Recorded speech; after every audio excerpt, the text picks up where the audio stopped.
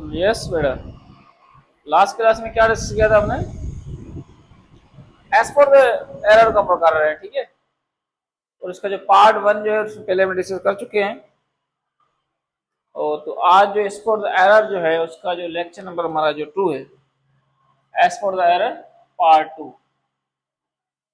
Part one हमने कर लिया और अपलोड भी कर लिया यूट्यूब पर, ठीक है बेटा। तो IBA 5 to 15 मैट्रिक कैटेगरी, मतलब 5 to 15 ओवरऑल और स्पेशली मैट्रिक कैटेगरी के लिए प्रिपरेशन अभी कर रहे हैं।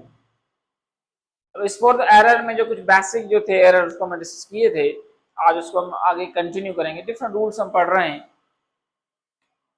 तो देखिए बेटा कि हम पढ़ रहे थे हेल्पिंग वर्ब और मैन वर्ब की एरर कहाँ पे होगी, ठीक है। तो आपको मैंने हेल्पिंग वर्ब और मैन वर्ब की जो एरर जो थी वो आपको समझा दी थी पहले स्टार्टिंग में। उसमें हमने पढ़ा था ING फॉर्म और हमने पढ़ा है थर्ड फॉर्म, यही पढ़ा था बेटा। तो आज जो है हेल्पिंग वर्ब हमारे पास जो बड़े फेमस हेल्पिंग वर्ब है, इसकी बड़ी मिस्टेक आ सकती है हमारे पास, डू और डज। डू और डज ये भी जो है ये भी सेंटेंसेस में आकर स्पॉट के तौर पे, स्पॉट एरर के तौर पे यूज हो सकते हैं। अब डू और डज क्या है? अब ये डू और डज जो है ये हेल्पिंग वर्ब है। यहाँ पर हम पढ़ रहे हैं एज अ हेल्पिंग वर्ब, इनको पढ़ रहे हैं हेल्पिंग वर्ब है। इसकी हेल्पिंग वर्ब है ये प्रेजेंट इनडेफिनेट के हेल्पिंग वर्ब है, प्रेजेंट इनडेफिनेट, ठीक है बेटा। प्रेजेंट इनडेफिनेट के ये क्या है? हेल्पिंग वर्ब है। तो बेटा आपको पता होना चाहिए कि डू किसके साथ आता है, डज किसके साथ आता है। This is very important, right. तो इसमें ये है कि आप याद रखें कि जब भी आई आएगा स्टार्टिंग में डू लगा रहे हैं, आई डू आई इंट्रोगेटिव हो जाएगा। जब डू आई आएगा तो वर्ब की कौन सी फॉर्म आएगी? फर्स्ट फॉर्म आएगी। ये आपने याद रखना है कि जब भी डू और डज यूज होगा तो उसके साथ वर्ब की कौन सी फॉर्म यूज होगी? फर्स्ट फॉर्म यूज होगी, ठीक है बेटा। ये आप फिक्स याद रखें, या सेकंड नहीं होगी, ING नहीं होगी और कुछ भी नहीं होगा। डू स्टार्टिंग में आएगा तो ये क्वेश्चन मार्क है, ठीक है, इंट्रोगेटिव होगा। या ऐसे आ सकता है I do not, I do not कैसे आ सकता है, इसमें फर्स्ट फॉर्म आएगी। थर्ड कैटेगरी आपकी इंट्रोगेटिव नेगेटिव में आ सकती है, वो हमारे पास लिखते हैं do I not, do I not ऐसे भी लिख सकते हैं। ये आपका इंट्रोगेटिव और नेगेटिव दोनों साथ होंगे। तो अब याद रखें हमेशा कि जब डू और डज यूज होंगे वर्ब की फर्स्ट फॉर्म यूज होगी, ठीक है बेटा। Do I, do we, do you, do they, ये हमारे पास वो प्रोनाउन आ गए जिनके साथ डू यूज होता है, ठीक है बेटा। कुछ प्रोनाउन ऐसे होते हैं जिसके साथ डज यूज होता है, जैसे does he, does she, does it, इस तरह। तो ही और शी और इट ये तीन ऐसे प्रोनाउन है जिनके साथ डज यूज होगा। आई वी यू दे ये ऐसे प्रोनाउन है जिनके साथ क्या यूज होगा? डू यूज होगा, ठीक है बेटा। ये तो हमारे पास किसकी बात होगी? प्रोनाउन की बात होगी। अब बेटा एक बात याद रखिए हमेशा आप कि डज ही है तो ही डज नॉट होगा यहाँ पर, ठीक है। तो यहाँ पर होगा डज ही नॉट, ऐसे होगा। तो आपने इसी डू अगर यहाँ लगा, जैसे मैंने लगाया यहाँ पर डू तो यहाँ पर डोंट लिखा है, यहाँ पर डू आई नॉट लिखा है, तो इस तरह इसके सबके इसके साथ क्या हो जाएगा? इसके साथ इंट्रोगेटिव बन जाएगा हमारे पास डज ही। ये हमारे पास इंट्रोगेटिव डज अच्छा इंट्रोगेटिव बना हुआ है। ही डज नॉट इसका नेगेटिव बन गया, ही डज नॉट वर्ब की फर्स्ट फॉर्म के साथ। इस तरह बन जाएगा does he not, does he not. ये हमारे पास बन गया इसका इंट्रोगेटिव नेगेटिव। इस तरह ये सारे ये फॉलो करेंगे। ये आपने याद रखने के ये प्रोनाउन का चैप्टर है हमारा क्लोज किया, राइट बेटा। अब देखिए नाउन भी आ सकते हैं, नाउन।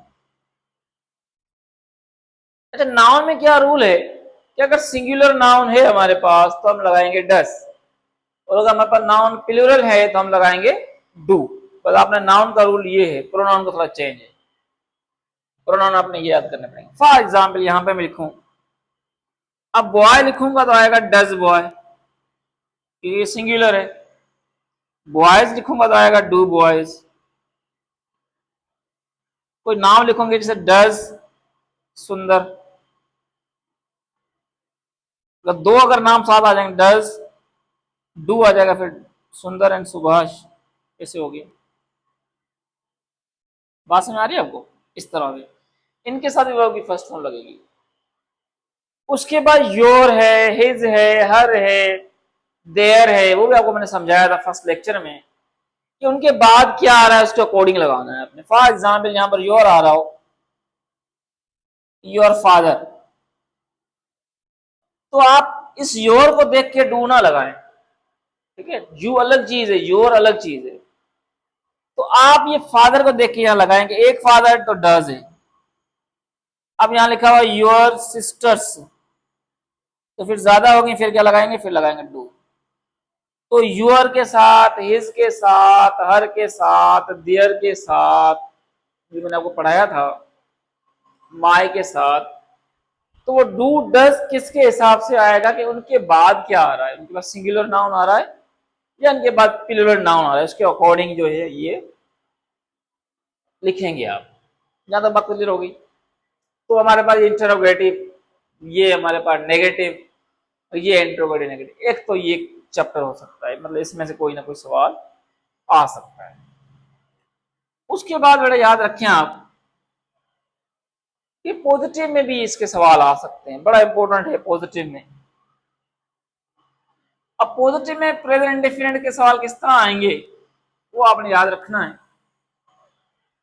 अब आपको लिखेंगे नहीं कि आपको प्रेजेंट इंडेफिनिट में लिखना है या लिखा हुआ है, कुछ वहां पर सिग्नल वर्ड आपको देंगे, सिग्नल वर्ड्स, सिग्नल वर्ड्स। वैसे काफी सिग्नल वर्ड है, लेकिन मैट्रिक कैटेगरी की तरह आप सिग्नल वर्ड याद रखें। अगर सेंटेंस में लिखा हुआ है डेली, या लिखा हुआ है एवरी, या लिखा है एवरी डे, ठीक है बेटा, तो इसमें आपने प्रेजेंट इंडेफिनिट यूज करना है, सिग्नल वर्ड आपने ये याद रखना है। अब ये भी प्रेजेंट इंडेफिनिट है, ये सारे प्रेजेंट इंडेफिनिट मैंने यूज किए, लेकिन इसका मैंने इंट्रोगेटिव समझाया, यहाँ पर नेगेटिव समझाया, ये इंट्रोगेटिव नेगेटिव। अब ये पॉजिटिव में भी इसकी एरर आ सकती है। पॉजिटिव में क्यों इसकी एरर आएगी? क्योंकि इसमें जो वर्ब होता है उसके साथ एस लगता है, ईएस लगता है, आईएस लगता है, ये आपने थोड़ा रूल याद रखना है, ठीक है बेटा। अब अगर पॉजिटिव में हमारे पास आई, वी, यू, दे ये सब्जेक्ट हो, या प्लूरल हमारे पास जो है वो वर्ब हो, सॉरी ये प्रोनाउन हो, जैसे मैं कहूं योर ब्रदर्स, यूं हो, या हो हिज सर्वेंट्स, एस लगा हुआ है हमारे पास, या यहां पर बॉयज हो, तो आपने क्या करना है, इसमें सिंपल है कि जस्ट आपने वर्ब की फर्स्ट फॉर्म लगा देनी है, वर्ब की फर्स्ट फॉर्म, जैसे कौन सी है, गो है, कम है, ईट है, ड्रिंक है, इस तरह से लगा देनी, ठीक है बेटा। तो इसमें से जब सवाल आ सकता है कि इसके साथ एस लगा के आपको दे दे कि ये सही है या गलत है। तो जो ज्यादा जो सवाल आएंगे वो कैसे आएंगे, ही, शी, इट, या कोई नाम होगा या कोई सिंगुलर नाउन दे दें आप, जैसे कि मैं लिखूं यहां पर हिज टीचर, ऐसे मैंने लिख दिया, ठीक है। अब अगर इसके पॉजिटिव सेंटेंसेस होंगे तो आप क्या करेंगे, वर्ब के साथ याद रखना है आपने एस लगा देना है, या ई एस लगा देना है, या लगा देना है आई ई एस, ठीक है। ये आपको पता होगा कि एस कहाँ लगाना है, ई एस कहाँ लगाना है, आई एस कहाँ लगाना है। तो आपने वर्ब इस तरह देखना है। फॉर एग्जाम्पल जब गो आ जाए तो गोज लिखेंगे, ही होगा, शी होगा, इट होगा, कोई नाम होगा या हिज टीचर होगा, सिंगल होगा, तो आप क्या लिखेंगे, गोज लिखेंगे। इस तरह का केच लिखा होगा तो वो हो जाएगा कैचीज हो जाएगा, ठीक है बेटा। इस तरह का फ्राई लिखा होगा तो वो क्या हो जाएगा, फ्राइज हो जाएगा, इस तरह। तो ये वाले जो अपने वर्ब हैं वो यूज करना है, ठीक है बेटा। अब ये जो एस ई एस या आई एस जो है वो मैंने आपको सिंगुलर प्लूरल में समझाया था आपको, ठीक है बेटा। आप जाके घर जाके देख भी सकते हैं, आप अगर यूट्यूब पे आप जो प्रोफेसर रमेश कुमार लिखते हैं तो वहां पर एक चैनल आता है, उसकी होती है प्ले लिस्ट, ठीक है बेटा। प्ले लिस्ट में आप जाएंगे तो डिफरेंट आपको प्ले लिस्ट में मिलेगी, जैसे बेसिक इंग्लिश सीरीज है, उसमें मॉडर्न इंग्लिश है, इस तरह 5 to 15 है हमारे पास, पार्ट्स ऑफ स्पीच है, डिफरेंट लेक्चर्स जो है वहां पर मौजूद हैं। तो उसमें आप बेसिक इंग्लिश में जाएंगे तो वहां पर सिंगुलर और प्लूरल का एक रूल लिखे होंगे कुछ वहां पर, तो वहां पर आपको समझ में आ जाएगा ईएस कहाँ लगाना है, आईएस कहाँ लगाना है, वो आपको वहां पर समझ में आ जाएगा, ठीक है। तो सिंपल आपने ये याद रखना है, जब सेंटेंस पॉजिटिव होगा तो तब आप एस, ईएस या आईएस लगा सकते हैं। डू लगा होगा, डज लगा होगा तो उसमें सेंटेंस वर्ब के साथ ना एस आएगा ना ईएस आएगा, कुछ भी नहीं आएगा, ठीक है बेटा। और इसको आपने याद रखना है डेली, एवरी डे और एवरी, ठीक है। फॉर एग्जाम्पल सेंटेंस कैसे आ सकता है, सेंटेंस में लिखूं he go to market every Sunday, every Sunday, for example ये सेंटेंस है। और आपको कहा जाए ये एरर है, ये एरर है, ये एरर है या ये एरर है, ठीक है बेटा। अब आप क्या याद रखेंगे, ही आ रहा है तो सर ने पढ़ाया था ही के साथ जो वर्ब आएगा, इसमें देखो डू भी नहीं है, डज भी नहीं है, और एवरी मौजूद है या डेली मौजूद हो, तो आपने क्या करना है कि ये वर्ब है उसके साथ ईएस आएगा, तो इसका मतलब यहाँ पर जो एरर है गो, जो वो गलत लिखा हुआ है यहाँ पर गो आना चाहिए। इस तरह से टेक्निकली वहां पर क्वेश्चन पूछे जाएंगे। तो जो प्रेजेंट इंडेफिनिट के जो क्वेश्चन आएंगे इसमें इस तरह से आपसे पूछ सकते हैं। अच्छा, इसमें क्या है कि इसके बाद आपको ये वीकेंड से कि ये जो WH है, जो रूल है हमारे पास, वो भी पूछ सकते हैं। WH किस तरह है, फॉर एग्जाम्पल जैसे एक व्हाट लिखा हुआ है, व्हेन है, वियर है, वाई है, हाउ है, सो ऑन, काफी ऐसे दो तीन है, ठीक है। इनके बाद आपने याद रखना है कि हमेशा डू आएगा या डज आएगा, इसके बाद हमारा सब्जेक्ट आएगा, ठीक है बेटा, और वर्ब की फर्स्ट फॉर्म आएगी। इनडेफिनिट की बात मैं कर रहा हूँ, first form verb. What do you know या व्हाट डज ही डू, वो क्या करता है। When do you get up, आप कब उठते हो, तो देखो इसके हिसाब से डू यू इस तरह आएगा।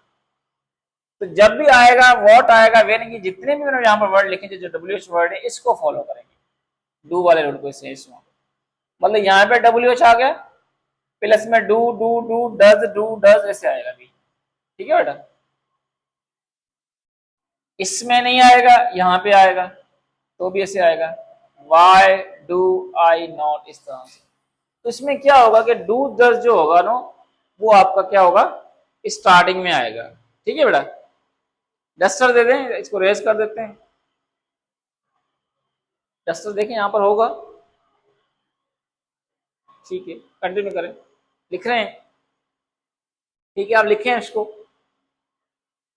बात समझ में आ रही है। तो इनडेफिनेट के जो आपके सवाल आएंगे वो इस तरह से आएंगे। एस की मिस्टेक आ सकती है हमारे पास WH की मिस्टेक आएगी और डू और डज की मिस्टेक आएगी। तो आप ये पॉइंट याद रखें, ये बहुत इंपॉर्टेंट पॉइंट है। आप फिलहाल इसको लिख लें, जल्दी से जल्दी लिखें, इसको आप कंटिन्यू कर रहे हैं, वीडियो कंटिन्यू कर रहे हैं, डिसकंटिन्यू कर रहे हैं, या सेकंड पार्ट में इसको कंबाइन कर रहे हैं, देख लें। आप बोल रहे हैं बड़ा बड़ी हो जाती है वीडियो, अपलोड हो जाती है, ठीक है, फिर ऐसे ही करें, या फिर ऐसे कर लें आप, ये वीडियो वैसे अपलोड तो हो जाएगी, आप वहां से देखकर लिख सकते हैं, इसमें कोई मसला नहीं है ऐसा, चाहे तो वहां से लिख लें। अच्छा, जिनके पास मोबाइल नहीं है वो क्या करें, ये भी बहुत इंपॉर्टेंट पूछा है आपने, ठीक है। Then hurry up, try to finish it, जल्दी से इसको खत्म करें ताकि फिर हम आगे इसको रेज करके आगे कुछ और जो है वो लिखें।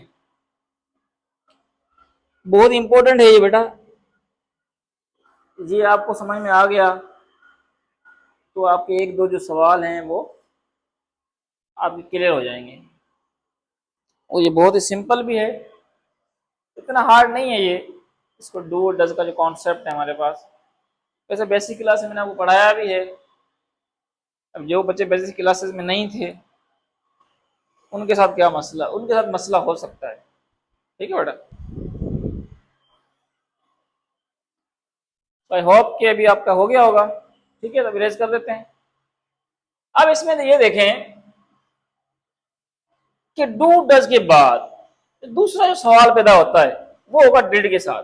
बहुत इंपॉर्टेंट है डिड वाला, जो past indefinite, present indefinite, present continuous, ये सारे जो टेंसेस हैं इनमें से जो सवाल हैं वो बहुत आ चुके हैं।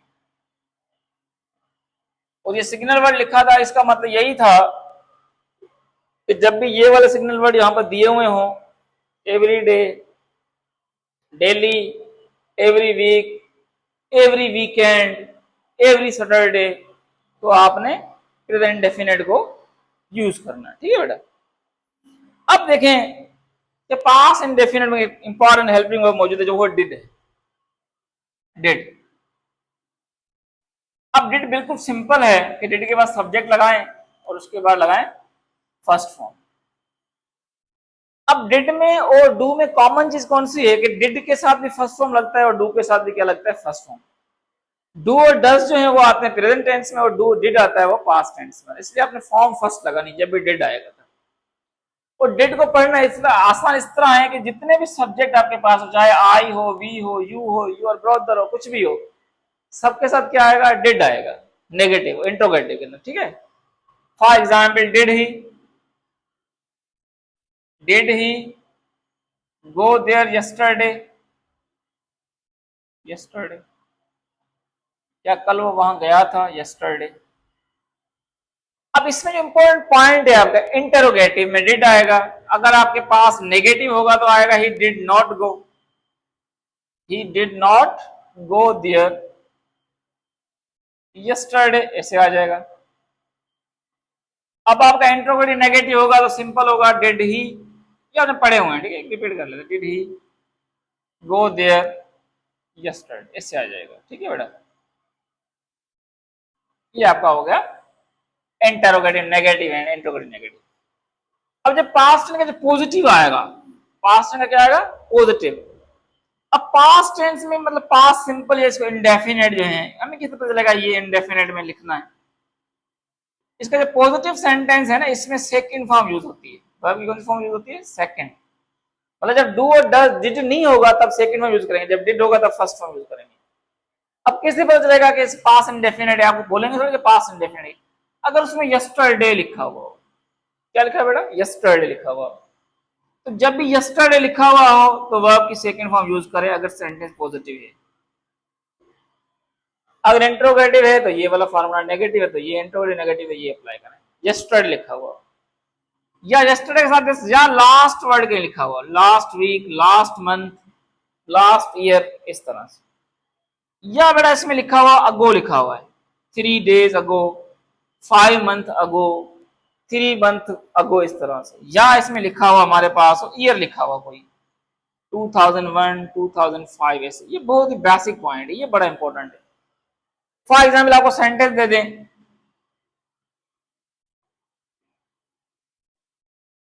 he has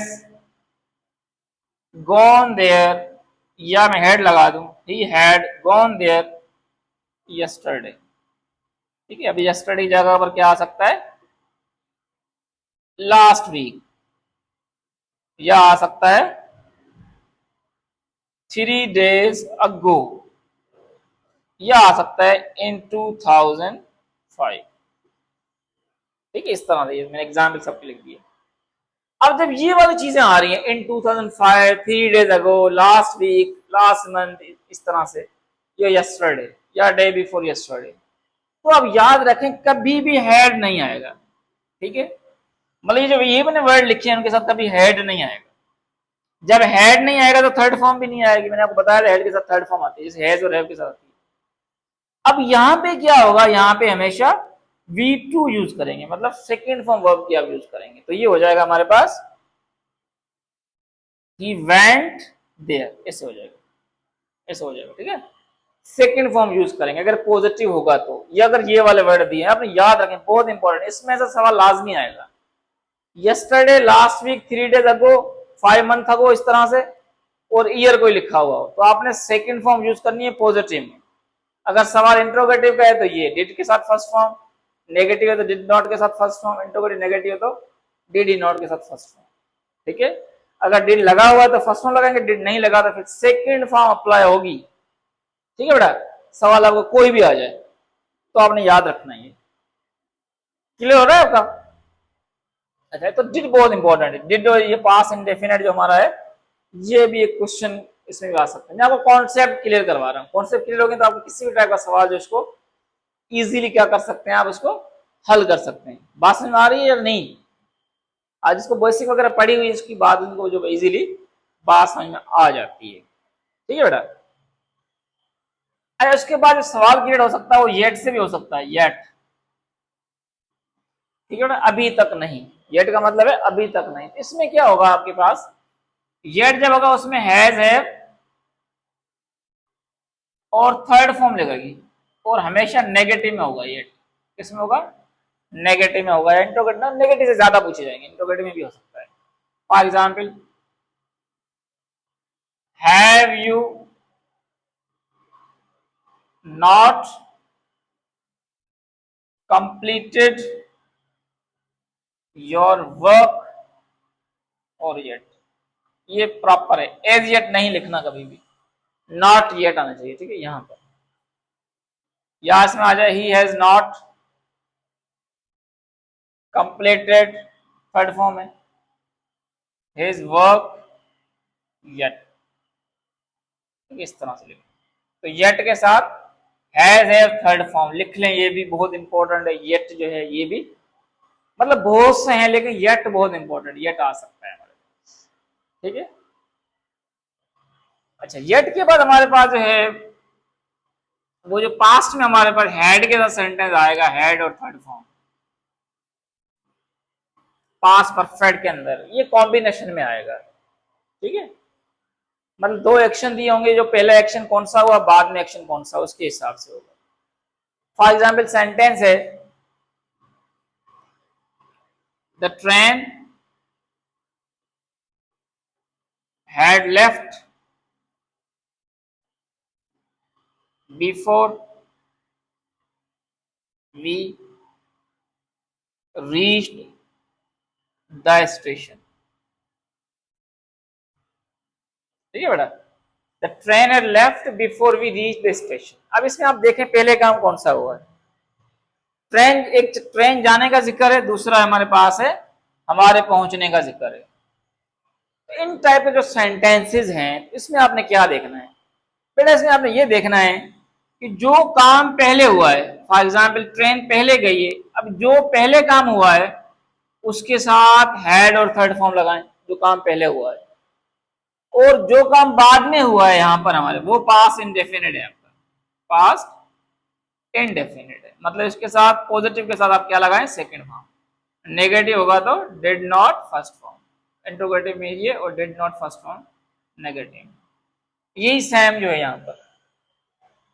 तो ये जो पास्ट परफेक्ट जो आपका है वो इस तरह से सवाल आएगा, दो कॉम्बिनेशन में होंगे वो एक्शन, जो एक्शन पहले हो उसमें हैड और थर्ड फॉर्म लगाएं, जो एक्शन बाद में हुआ उसके साथ क्या लगाएं आप, सेकंड फॉर्म, मतलब पास्ट इंडेफिनिट लगाएं।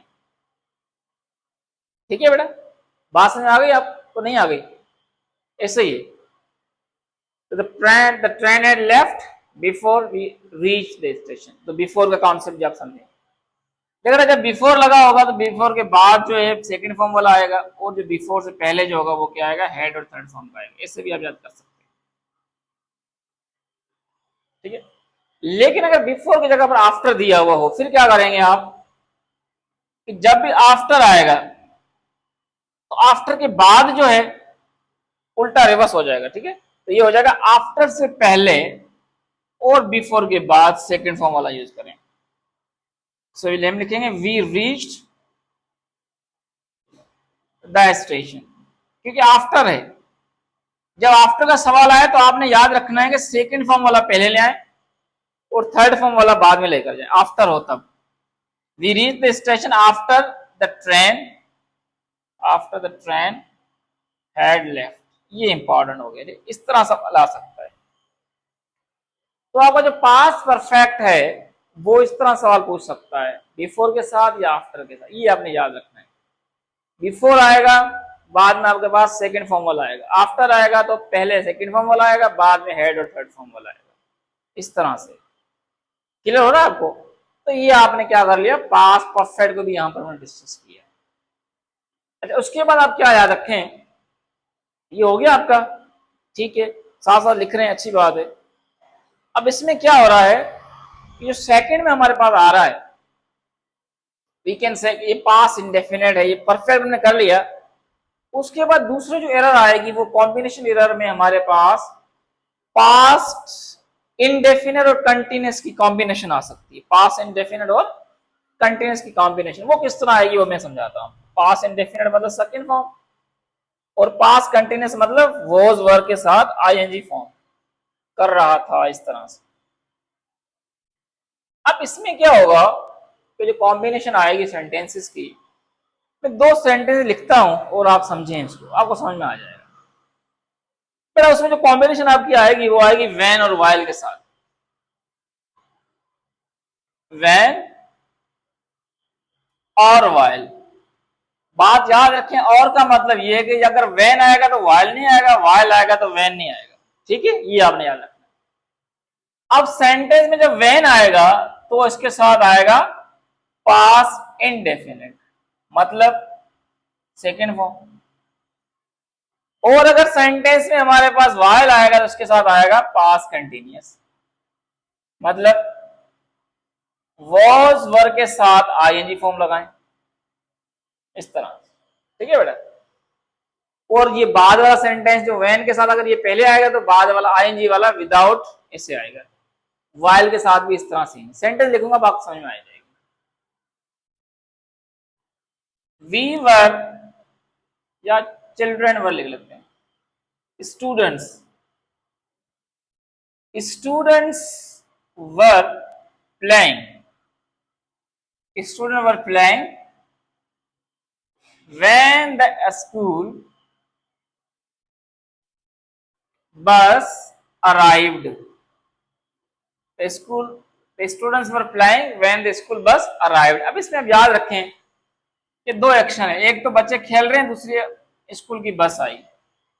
तो जो काम पहले से कंटिन्यूअस है उसमें आप लगाएं पास्ट कंटिन्यूअस, जो बाद में एक सडनली हुआ उसके साथ क्या लगाएं आप, एकदम से हुआ है अचानक से, उसमें आप सेकंड फॉर्म लगाएं। तो आपने यहां पर क्या नोट किया, देखो वैन है ना, वैन, तो वैन के बाद सेकंड फॉर्म लगाएंगे। दूसरा आपका सेंटेंस क्लियरली सिंपल ऐसे हो गया, ठीक है। अगर इसको वाइल के साथ लिखेंगे उसी मीनिंग वही होगी, जैसे उनके साथ भी मीनिंग सेम होती है। द स्कूल बस अराइव्ड, पहले लिख दिया उसको, while the students were playing, while the students were playing, ऐसे हो जाएगा, while the students were playing। Change हो गया भी आपका। तो व्हेन के बाद लिखेंगे तो व्हेन के बाद पास्ट इंडेफिनिट लिखेंगे, जब while के साथ लिखेंगे तो while के बाद पास्ट कंटिन्यूअस लिखेंगे। while पहले भी लिख सकते हैं, व्हेन पहले भी लिख सकते हैं, लेकिन अगर व्हेन पहले लिखेंगे तो ये पूरा पार्ट पहले लिखना पड़ेगा। अगर while पहले लिखेंगे तो ये पूरा पहले while पहले लिखना पड़ेगा, इस तरह से। तो पास्ट एंड व्हेन और while का भी सवाल इस तरह से इसमें से आ सकता है, इसको भी आप नोट करें, ये बड़ा इंपॉर्टेंट है, ठीक है बेटा। उसके बाद प्रेजेंट कंटिन्यूअस हमारे पास है, उसमें भी बड़े सवाल आ सकते हैं प्रेजेंट कंटिन्यूअस के। प्रेजेंट कंटिन्यूअस जो हमारे पास है, इज एम आर के साथ आईएनजी फॉर्म जो लगाते हैं हम, उसको हम कहते हैं present continuous, PP, sorry PC, present continuous, या प्रोग्रेसिव इसको कहते हैं, इसलिए पीपी में लिखा था। अब इसमें हमने याद रखना कि इज एम का साथ वर्ब की आईएनजी फॉर्म किस तरह पूछेंगे, इसमें आप याद रखें, अगर सेंटेंस में कहीं पे भी नाउ लिखा हुआ हो या लिखा हुआ हो राइट नाउ, याद रखें वर्ड, या नाउ लिखा हुआ हो या क्या लिखा हुआ सेंटेंस में राइट नाउ लिखा हुआ है, तो आपने उसका जो आईएनजी फॉर्म यूज करना है इज एम आर के साथ। फॉर एग्जाम्पल देखें, सेंटेंस हमारे पास है, he plays cricket right now, right now, या सिर्फ नाउ या राइट नाउ पहले लिखा हुआ है, तो ये सेंटेंस गलत है, क्योंकि इसमें वर्ब की जो फॉर्म लगी हुई है वो गलत लगी हुई है। क्योंकि बेटा आप याद रखें कि नाउ और राइट नाउ के साथ जो है हमेशा आईएनजी फॉर्म लगानी है इज एम आर के साथ। ये पॉइंट लिख ले, इज एम आर के साथ आईएनजी फॉर्म आएगी अगर नाउ या राइट नाउ सेंटेंस में लिखे होंगे तब। तो यहां पर ही प्लेज नहीं आएगा, यहां पर आ जाएगा he is playing. Concept clear हुआ? तो प्रेजेंट कंटिन्यूअस का एक तो ये बन सकता है, दूसरा प्रेजेंट कंटिन्यूअस का आपको वार्निंग के साथ सेंटेंस बन सकता है। वार्निंग मतलब इंपेरेटिव सेंटेंस जो होगा आपका, जिसमें आपको ऑर्डर वगैरह दिया जाएगा उसमें, ठीक है बेटा। जैसे मैं कहूं लुक, वो देखो, look look the bus is coming, look the bus is coming, देखो बस आ रही है, इस तरह से। देखो कमिंग तब आएगा जब यहां पर लुक हो। ये क्या है? Warn, warning word. Look, see, look at the board, I am teaching, इस तरह से। Look at the clouds, it's going to rain, इस तरह से। सो लुक वर्ड जो बाद आएगा जिस इस तरह से, लुक, सी, इस तरह से। ये इंपेरेटिव जब भी स्टाइल आपका आएगा, जब फर्स्ट फॉर्म वाला वर्ड ऐसे वर्ब लिखा होगा सिंपल, या मैं कहूं don't make noise, don't make noise, शोर मत करें। आई एम टीचिंग, मैं पढ़ा रहा हूं, तो देखो आई एम टीचिंग जो है वो क्या आ गया? कंटिन्यूस में आ गया। आई am teaching, don't make noise. तो डू नॉट के साथ सेंटेंस स्टार्ट हो रहा हो या किसी वर्ब के साथ हो रहा हो, तो आगे वाला जो पार्ट आपका होगा वो किसमें होगा? प्रेजेंट कंटिन्यूअस के अंदर होगा। ये भी बहुत इंपॉर्टेंट है, ठीक है बेटा। तो इसको भी आप याद रखें कि प्रेजेंट कंटिन्यूअस का जो है वो सवाल आ सकता है। तो अभी हमने देखा कि प्रेजेंट डेफिनेट, प्रेजेंट परफेक्ट हमने पढ़ा, फिर हमने डिस्कस किया पास्ट परफेक्ट, पास्ट कंटिन्यूअस के साथ उसको कंबाइन में लेकर आए। दूसरा जो एक जो लास्ट कॉम्बिनेशन हमारे पास मौजूद है उसको डिस्कस कर लेते हैं, उसके बाद टेंसेस के बाद दूसरा लेक्चर हम करेंगे, ठीक है। इसका पार्ट 2 को इसमें खत्म करते हैं। अच्छा, ये तो आप लिख रहे होंगे, लिख लिया था, ठीक है। अब देखें बेटा आप, ये सिंस और फॉर जब लगे हुए हों उसके बाद जो टाइम का है वो तुमने आपको समझा दिया था प्रीपोजिशन के टॉप जो चैप्टर था, लेक्चर था उसमें। जिन बच्चों ने अटेंड नहीं किया तो वो यूट्यूब पे सर्च करेंगे प्रोफेसर रमेश कुमार, तो वो चैनल आएगा, उस पर जाके ये वीडियो आप देख सकते हैं जो हमारी लास्ट वीडियो थी, ठीक है। सब्सक्राइब करेंगे तो आपके पास नोटिफिकेशन भी आ जाएगा जब भी वीडियो अपलोड होगी। अब आप क्या करेंगे कि जब भी सेंटेंस में सिंस दिया हुआ हो और फॉर दिया होगा, ये लिखा हुआ हो और उसके बाद टाइम लगा लिखा, मैं आपको समझा दिया सिंस कहाँ आता है, फॉर कहाँ आता है। अगर ये सेंटेंस में होंगे तो सेंटेंस की कंडीशन क्या बनेगी इसको आप समझें। देखिए बेटा, जब सेंटेंस में सिंस होगा या फॉर होगा प्लस में टाइम हो, तब सेंटेंस में कभी भी इज नहीं आएगा, कभी भी आर नहीं आएगा, कभी भी एम नहीं आएगा। इसका मतलब वोज भी नहीं आएगा, इसका मतलब वर भी नहीं आएगा, और इसका मतलब विल भी नहीं आएगा, शल भी नहीं आएगा। बस ये आपने याद रखना है बेटा, ये नहीं आएंगे। अब जब ये नहीं आएगा इसका मतलब टेंस में फर्क आएगा, फिर क्या आएगा इसकी जगह पर? इसमें प्रेजेंट का जो आएगा इज एम आर की जगह पर उसमें आएगा हैज बीन या आएगा हैव बीन, ठीक है बेटा। और जो वॉज वर जहां लगा हुआ वहां पर आएगा हैड बीन, और जो विल बी और शैल बी की जगह पर आ जाएगा विल हैव बीन, फ्यूचर के अंदर विल हैव बीन, ठीक है। फॉर एग्जाम्पल सेंटेंस अगर यूं लिखा हुआ हो he is ill for 3 days, for 3 days, और आपको कहा एरर फाइंड आउट करें, वो 3 दिन से बीमार है, आप कहेंगे सही है, नहीं सही बेटा, नहीं सही है। 4 आ गया यहाँ पर तो इसका मतलब ये नहीं आएगा, इस 4 आ गया तो इज नहीं आएगा, फिर क्या आएगा यहाँ पर हैज बीन आएगा, इसका मतलब इसकी गलती है। अब आप कहेंगे सर हैज कहाँ आएगा, हैव कहाँ आएगा? लास्ट वीडियो में लेक्चर में मैंने क्या डिस्कस किया था, हैज और हैव बताया था मैंने आपको। हैज कहाँ आता है, हैव कहाँ आती है, वहां से आप उसको फाइंड आउट कर सकते हैं, ठीक है बेटा। 3 days तो हैज आ सकता है। इस तरह का सेंटेंस लिखा हुआ है इट वॉज रेनिंग, बारिश हो रही थी,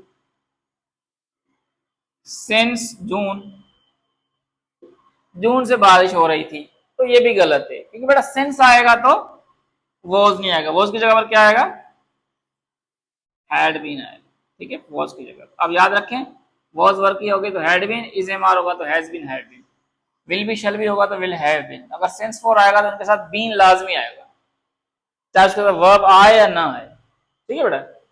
अब इनके साथ क्या आ सकता है, will have been, had been या विल हैव बीन के साथ, लेकिन इसके साथ अगर वर्ब आएगा तो आईएनजी फॉर्म में आएगा, और अगर एडजेक्टिव इसके साथ आ सकता है, नाउन भी आ सकता है, जैसे मैंने कहा ही इज इल एडजेक्टिव है, इस तरह से।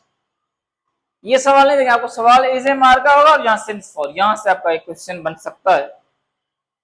तो ये आपका जो परफेक्ट कंटिन्यूअस है, उससे भी ये कुछ सवाल जो है वहां से आ सकते हैं। तो जो टेंसेस में जो सवाल आते हैं तो मोस्टली जो है हमने वो डिस्कस कर लिए हैं, यही सवाल आएंगे जो आपके जो टेंसेस के जो कॉम्बिनेशन में है, कॉम्बिनेशन तो है लेकिन वो थोड़ी एडवांस लेवल पर पूछा जाता है, मैट्रिक लेवल पर ये चीज़ें नहीं पूछी जाएंगी, ये सिर्फ पूछी जा सकती हैं जो मैंने यहाँ पर लिखी हुई है। उसके बाद दूसरी जो एरर होगी वो आपकी सिंगुलर पिलर की होगी, मतलब सब्जेक्ट वर्ब की एरर हो सकती है कि सब्जेक्ट सिंगुलर होगा तो उसके बाद आगे क्या आएगा, नाइदर होगा तो क्या आएगा, इधर होगा तो क्या आएगा, मेनी होगा तो क्या आएगा, ईच होगा तो क्या आएगा, ठीक है बेटा। तो उसके बाद नेक्स्ट क्लास जो करते हैं वो लास्ट क्लास करते हैं, फाइनल क्लास करेंगे इस फॉर द एरर में। उसमें क्या होगा कि आपके सारे जो टॉपिक हैं वो कवर हो जाएंगे, जितने भी हैं एरर के वो, ठीक है बेटा। फिलहाल आप इसको नोट कर लें और यूट्यूब पे इसको वीडियो को हम अपलोड कर देंगे, अगर आप दोबारा देखना चाहें तो ये देख सकते हैं।